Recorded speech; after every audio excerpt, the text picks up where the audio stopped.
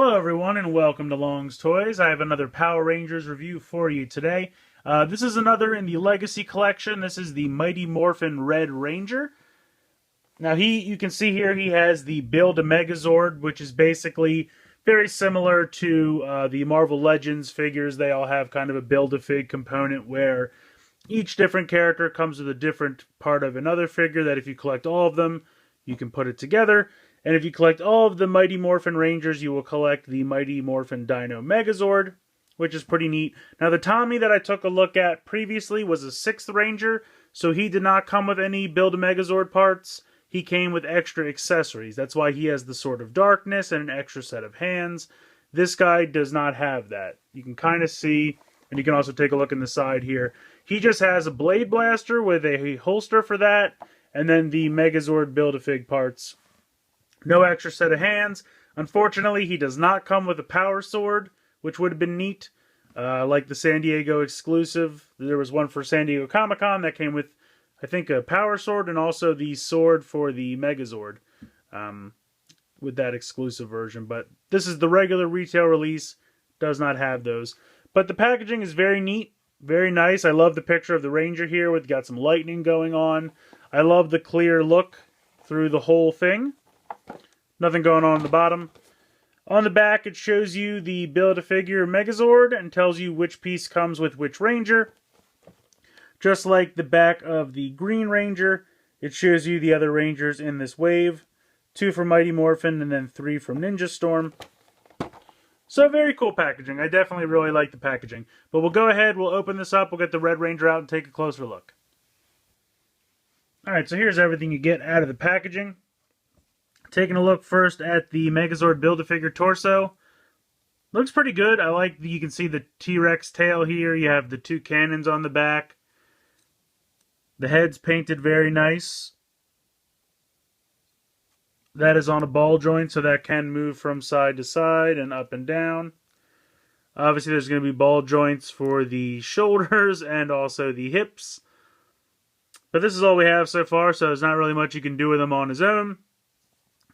He just looks pretty good and one day will lead to greater possibilities. But for now, I'm going to put him off to the side. Zooming back out here. Red Ranger looks very good. Comes with the little holster, which you can go ahead and peg on the side, just like Tommy's Dragon Dagger holster. So very simply, pop that right on there. Blade Blaster can fit right inside. Just like that.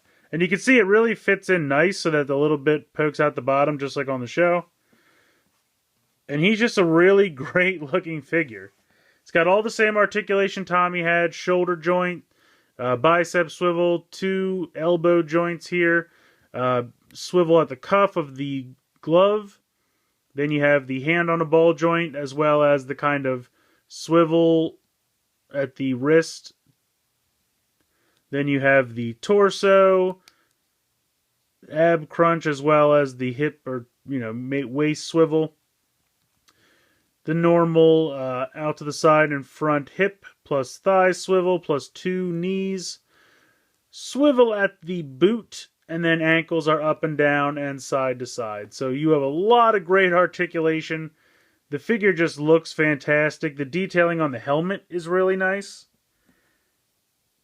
If I can get a little bit closer. I think that looks really good. And of course the head swivel up and down and side to side. But it's a great looking helmet. Really nice. The abs, I think, all of this section. The ab crunch is a little funny. Like if you go a little bit too far back, you can see the white painted triangle. Doesn't quite match up as well. But still looks good. Definitely a wide variety of poses. The power cord here on the belt buckle. Very nicely painted for something so small and intricate. Really nicely painted there. I really, again, have no problems, no complaints, nothing bad to say. Bandai's really doing these figures justice, I have to say. I have absolutely nothing to... I mean, I guess you could make a case for the fact that he doesn't come with the power sword. And I don't know if that's because they want to do some kind of weapons pack later, or maybe they're planning on doing like an alpha figure and having him come with all the weapons or something like that. That would be a great way to make you buy all the weapons in the alpha figure, though. I have to say, that's just off the top of my head. But yeah, they look great. I mean, we can bring Tommy in here. You can definitely, I mean, these guys look great together. Whoops. Get them to stand. For some reason, they always go little bow-legged on me, but you can have him fighting. Now, unfortunately, like I said, he doesn't have the power sword, so you can't do any sword-to-sword fighting, but you can do some punches. As far as the here, I'll just bring Tommy back out. As far as the little blade blaster goes, you can go ahead and pop it out of the holster here, and he can, of course, hold it, but it doesn't change in any way. So you can't have the blade pop out of it. You can't have it really in gun mode. So in my mind, it's really just an ornamental piece to just have it here in the holster. And I mean, it looks great in the holster. It just would have been nice if maybe they included like it in gun form or it in blade form, like all three versions of it, so you could have one in the holster and then one in his hand for when you want to use sword or gun. But the whole thing about not having a lot of accessories is because of these, so it doesn't really make sense to not include the power sword, but then include three different versions of the blade blaster. So I understand.